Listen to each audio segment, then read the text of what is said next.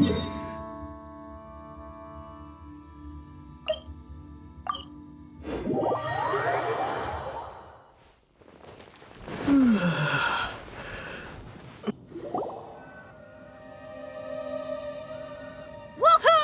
back!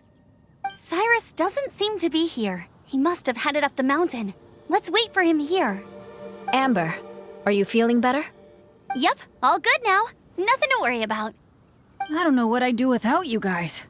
If not for you, I'd probably still be locked up in that cage. I really want to thank you all properly, but I can't think how at the moment. Huh?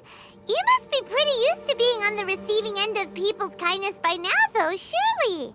You probably need it often enough, given your situation.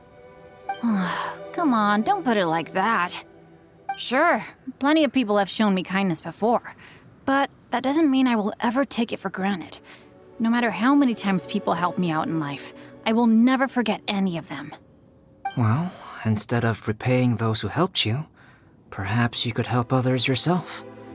Everyone meets others in need from time to time. By choosing to be there for them, you're passing the kindness you received onto others. Yep, you're right. That's what I've always tried to do, and will always continue to do. Right. And when Cyrus gets back, I'll find some way to help him out too.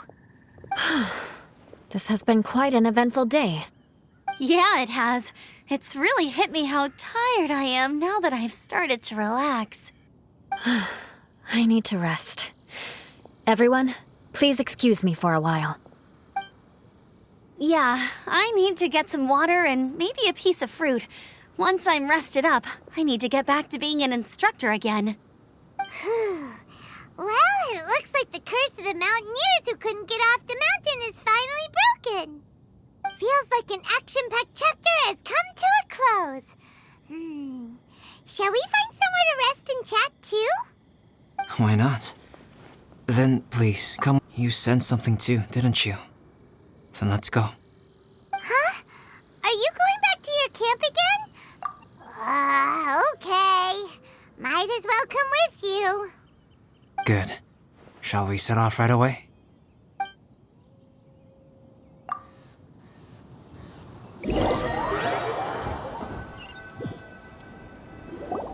Sorry for bringing you back here once again. Some topics are best discussed in private. Is this about the imposter? That's right. I have to say, Traveler, I'm very surprised. Yes. This mark. Perhaps it's where it all began. Ooh, sounds like the beginning of a big story. Keep going. Well, I can't deny that what I'm about to say does sound like something from a children's storybook. So, what do you think this diamond-shaped mark means? A tattoo? No. Consider it a birthmark. Have you ever seen an intricate glass ornament and wondered how it was made? Well, one method for crafting with glass is a technique known as glass blowing. Glass blowing is not a widely known art in Teyvat.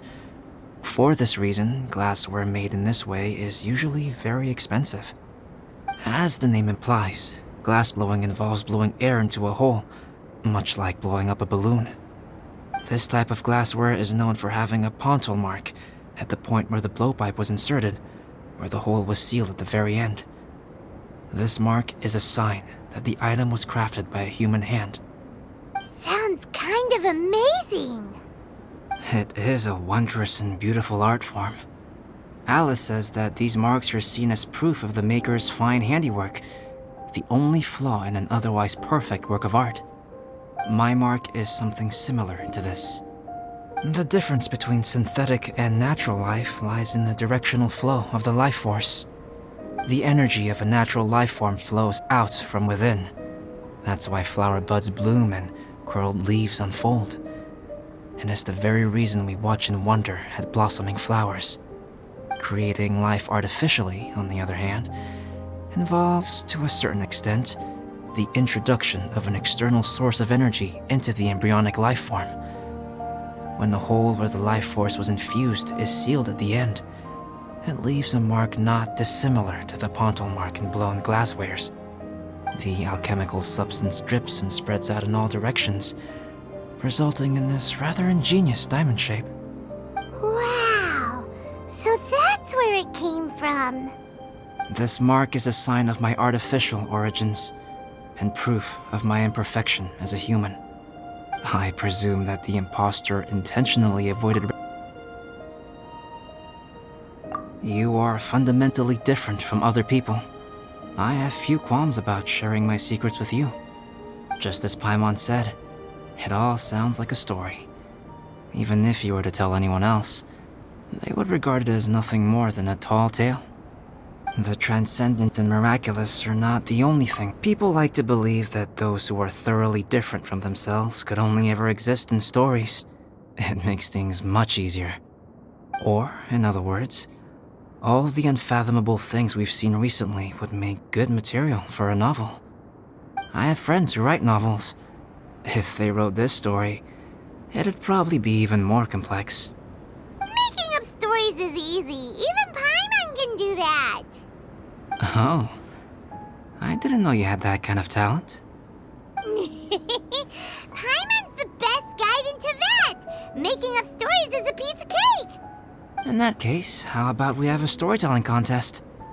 We can base our stories on the events of the last few days. Sounds great! But we still have to help out the Adventurers Guild. I understand. Creativity is something that cannot be rushed. Take your time, and come back when you have found some inspiration. We'll see whose story is more compelling. Deal! Okay, we'll regroup with the Adventurers Guild for now. Sure.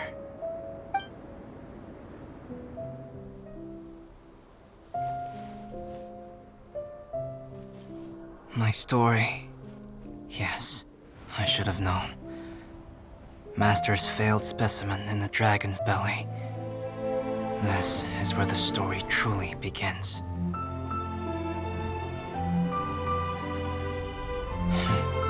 If we switched places, if you were the survivor, then as the abandoned experiment, the failure of the primordial human project, I'd want to replace you too. I would replicate your appearance, study your alchemy, and create miraculous life forms to divert your attention.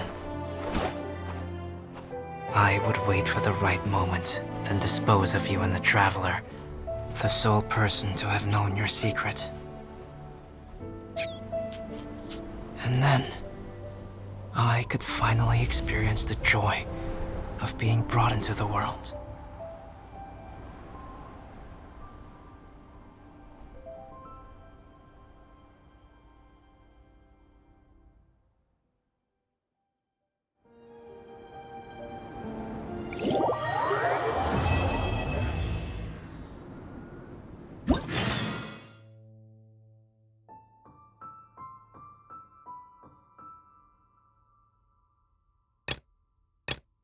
Guess what? Paimon's story is finished. Let's go see Albedo again.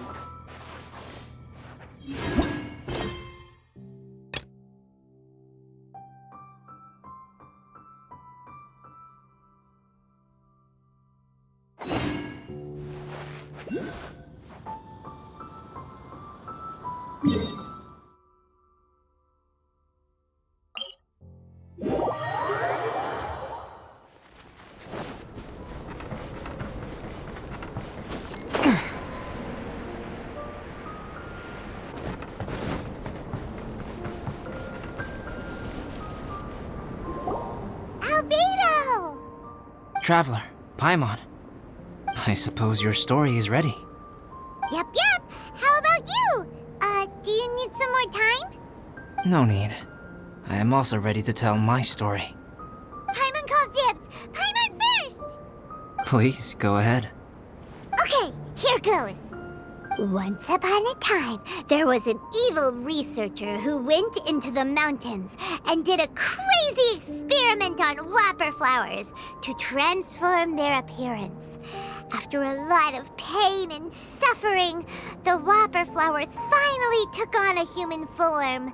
Then they stood by the side of the mountain to wait for unsuspecting bypassers. To whoever spoke to them, they would ask some questions such as, "Who am I? Who are you?" If the bypasser got the wrong answer, the last sound they'd make would be a yelp before the whopper flower ate them alive in one bite. Ooh, truly frightening. What the? You two aren't scared. Don't go nitpicking, okay? If you didn't like the story, go right. In other words, the whopper flowers would ambush and then completely replace. And then what? Go back to where the person lives? Enter their home? Eat their whole family? Ah! Paimon made up this story, but now Paimon's the one who's scared by it. It's a good story. Oh, may I write it down? I may bring it up in future conversations. What for? Just to scare people with? Yes. You've got a real mean streak, Albedo. Mine is a little longer than yours. It starts with an alchemist. A great alchemist once created Subject 1. Subject 1 was her proudest achievement, and successfully blended into human society. No one ever would have thought that this friend of theirs was in fact a synthetic human. However, unbeknownst to Subject 1, the alchemist had tried the same experiment many times before he had come into being. Some of the rejects from failed experiments had been discarded, but had not died. Subject 2 was one such failed experiment. He was swallowed by a great dragon that came to rest upon a snow-swept mountain. Many years later, he was resurrected by the dragon's mysterious power. He saw all kinds of people on the mountain, including Subject 1, who had somehow miraculously blended in among them. Never in Subject 2's wildest imagination had he thought it possible for experimental life forms such as they to deceive everyone so successfully. He saw the way humans accepted Subject 1 as a friend, witnessed their affection as they addressed him by name. This was what Subject 2 wanted. Now, all that Subject 2 desired was to replace Subject 1 and take the joy of his existence for himself. This is giving Paimon the chills. So scary. Subject 2 began to unfold his plan.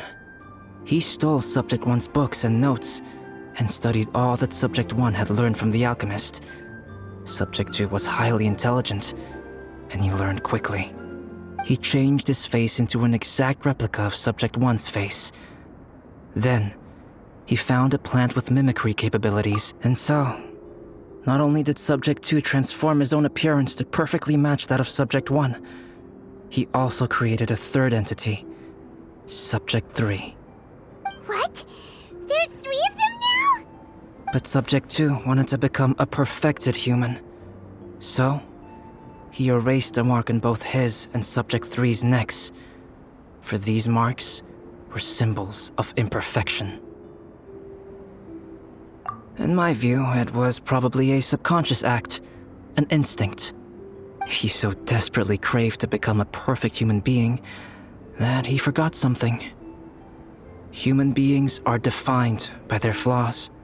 Subject 2's plan was meticulously crafted. Subject 3 would draw Subject 1's attention. After Subject 1 disposed of Subject 3, he would assume the threat had now disappeared and would let his guard down. The next moment that Subject 1 was alone, Subject 2 would make his move. He would eliminate Subject 1 and become the only one remaining.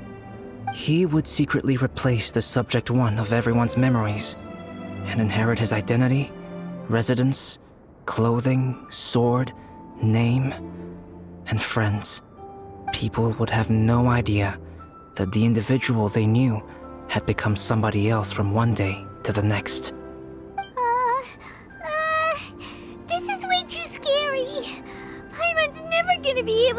anyone again! But just before Subject 2 could carry out his plan, a unique stranger entered the mix.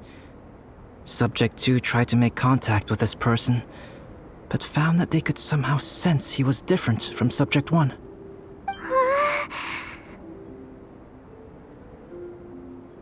What's wrong? Are you scared? What happened then? What happened to the stranger? He became a new stage in Subject 2's plan. One more person that Subject 2 had to dispose of. It's as if there were 3 identical roses in a garden. Only one of the 3 was a fine specimen, while the other 2 were defective specimens that bore poisonous thorns. In all the world, only the gardener who tended to them could tell which was the good specimen. People do not like poisonous plants. Only a perfect rose can fetch a high price. If the inferior specimens wanted to conceal the fact of their worthlessness, they would have to take the gardener out of the picture, using their poisonous thorns. This is exactly what Subject 2 was thinking. So, he hid in the shadows and waited patiently. Maybe soon, he would get his chance to become truly human.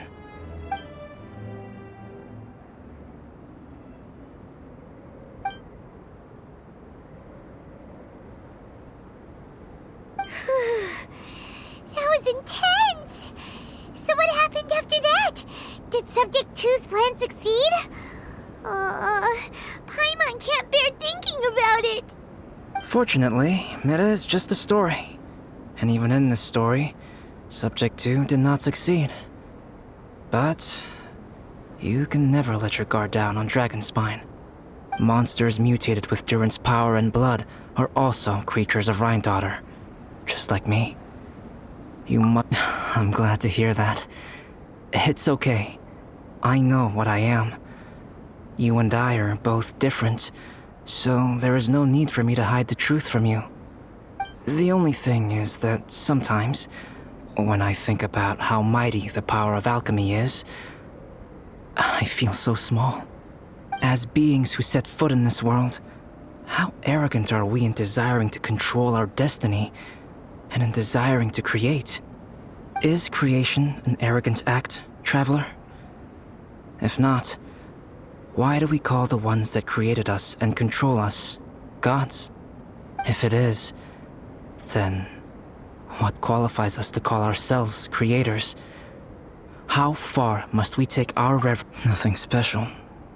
But whenever I think about it, I feel a twinge of grief. Poor Albedo.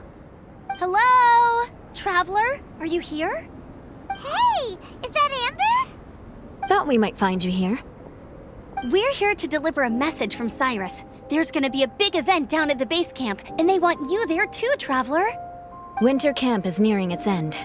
Apparently, even provisional instructors are required to attend. Looks like we need to go, Albedo. Bye for now. Then I won't keep you. I have some things to attend to here, so forgive me for not seeing you down. Don't worry about it. There have been no issues getting up and down the mountain recently. Is everyone ready? Let's not keep them waiting.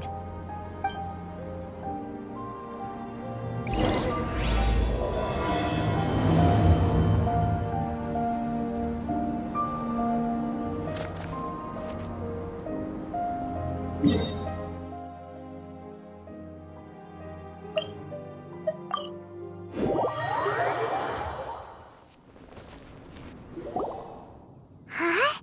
Who is this guy? Allow me to introduce Yozerv. He's Joel's father. Dad, this is that traveler I was telling you about. The traveler's helped me out loads in the past, and this time we even built a snowman together. Joel has told me everything about you. Wow, this is amazing! Wait a second. Why is Cyrus discreetly wiping tears away? And what is Pallid doing here? Pallid is the hero of the hour this time. Go on, Pallid. Tell us what happened in your own words. Okay. The weather was fine on that fateful day, and I had a feeling that Lady Luck was smiling down on me. So I trusted my gut and set off to explore somewhere new, somewhere dangerous. Because where there is great danger, there is also great treasure. Why does this sound so hard to believe? But I had only been away from the group for a short while when I fell down a slope and just started rolling. Uh-oh. Did my bad luck rub off on him when we ran into each other on the mountain? The place I fell to was somewhere I didn't recognize, and I'd sustained a few injuries. I remember thinking to myself, this is the worst luck I've ever had in my whole life. Then I met Yoserv. He'd heard the sound of me falling and came out to see what was going on. Huh? Wow! So it was completely by chance then! I thought he must have been someone from the Adventurers Guild here for the event, but after a few words of conversation, it was clear that he was having memory problems. He didn't even know his own name. The temperature was freezing, and there was no time to deal with all that there and then, so I convinced him to come back to the camp with me and figure everything else out after we got there. We got back to the camp, ran into Joel, and the moment he saw him, he froze for a second with this completely stunned expression on his face, and then he started crying out, "Dad! Dad!" That's when Yoserv suddenly started to remember.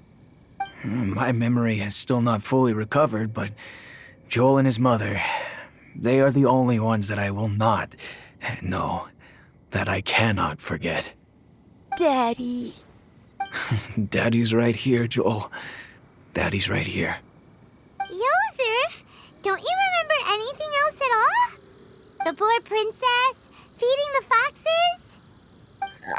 I'm sorry. I have no recollection.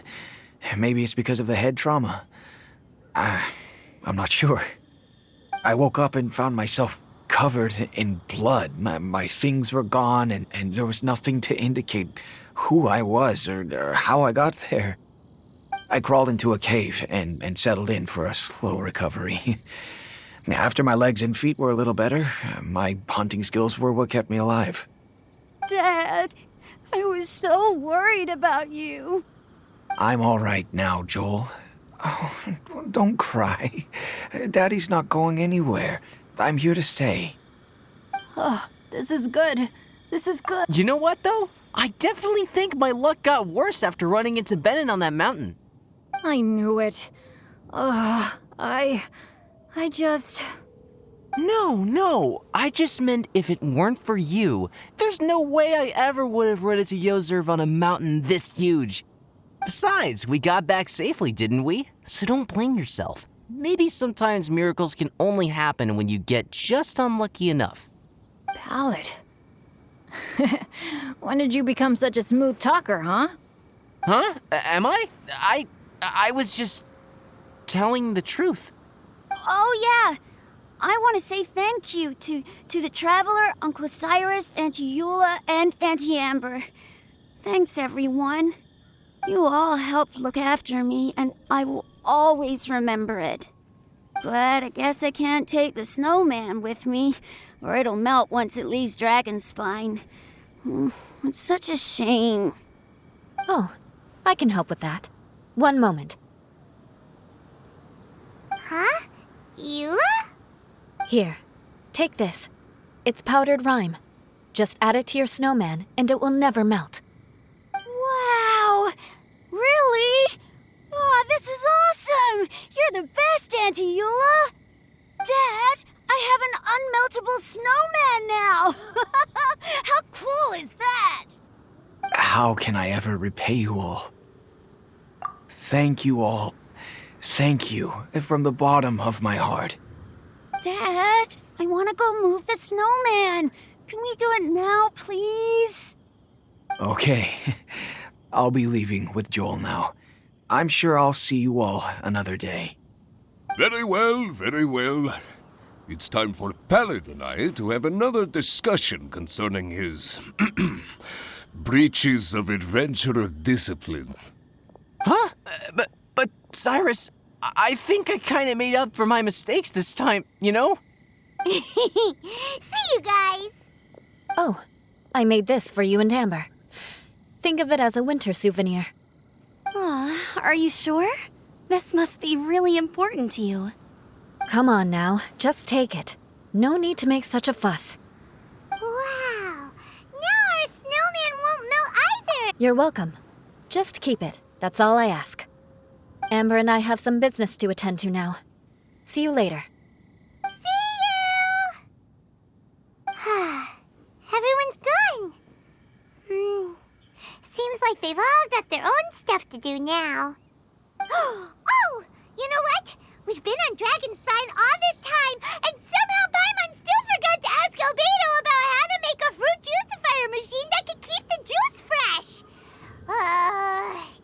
Maybe we should try Timaeus again. He does seem pretty eager to please after all.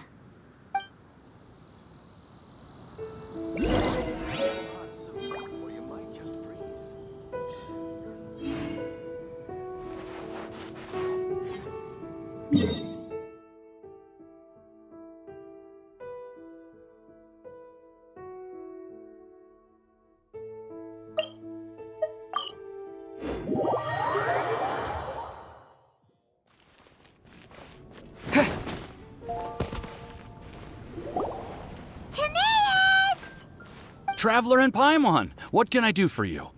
Wait a minute. You've got that mischievous look on your face. Oh, you're not still thinking about that ridiculous juicer thing, are you? Timaeus, will you help us? Well, if the Traveler isn't really interested, then, yeah, maybe I'll give this one a pass. It's just the weirdest request ever. No, but Paimon's Sunsettias are gonna go to waste without it. And the time it would take me to research something like that, I could probably pick those Sunsettias again 10 times over. New research project, Timaeus? We meet again. Oh, Albedo, thank goodness. So the situation is, Paimon wants a machine that can turn fruit into juice and keep the juice fresh. I mean, surely it's... Majorly important, that's what it is. If you can manage to invent this, we'll never have to worry about fruit going bad ever again. That's impossible.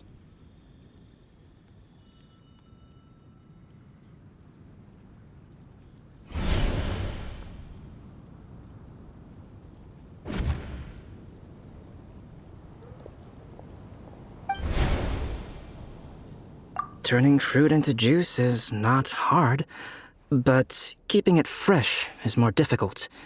But if you simply want to keep the fruit from rotting, there are many ways to achieve this.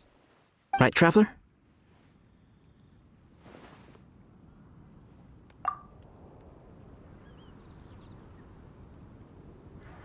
What about his neck?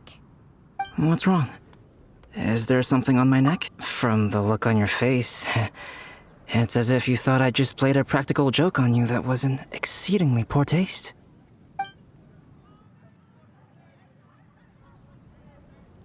Albedo, you were saying, how do you stop fruit from going bad? Well, one way would be to bury your fruit on Dragonspine, where the snow never melts all year round. But then Paimon won't be able to eat them! You could always live on Dragonspine. No, too cold for Paimon. Or you can give the fruit to me, and I would take it to Dragonspine for you. But since you don't like the cold, you'd have to send someone else to pick them up when you want them. This is where you come in, Traveler. Suddenly sounds a lot more feasible with other people doing all the work. Okay then, shall we go with that idea? Fruit buried on Dragonspine will stay fresh for much longer. However, it is also possible that the fruit will sprout and grow into fruit trees. Who knows? Maybe the next time you visit, it will have grown into an orchard. You can water the trees, add fertilizer, and when they finally bear fruit, you will have some fresh sunsettias. No way! Then Paimon will have to be a gardener. That's not the goal here. Oh? Well, I don't think being a gardener is so bad.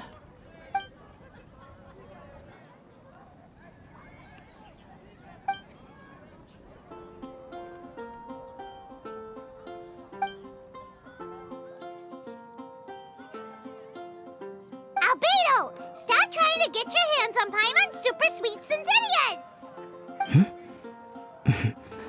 It bothers you, does it? Of course it bothers Paimon! They are the rarest, super-duper sweetest sensitias ever! And they're not for you! Okay, but they're just Sensitias. I think you're only so attached to them because you don't have much fruit of this quality in your possession. When someone's pockets are full and their spirit is fulfilled, they don't easily fall prey to this kind of yearning. Really?